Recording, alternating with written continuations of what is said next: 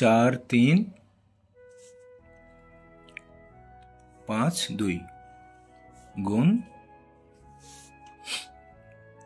4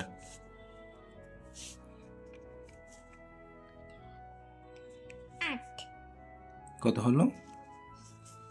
4 দুগুণে 8 তারপর 4 5 20 4 5 20 কি নামবে বলো তো? শূন্য নামবে। হাতে কত থাকবে? 2 থাকবে। 2 থাকবে।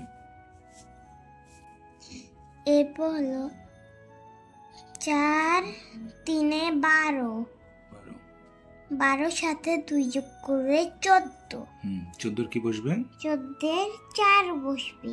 হাতে কত থাকবে? 1 থাকবে। 4 4 16 হাতে কত ছিল? হাতে 1 ছিল। 16 সাথে 1 যোগ করলে 17 17 একসাথে বসবে। 17 একসাথে বসবে। বাই বাই, আসসালামু আলাইকুম।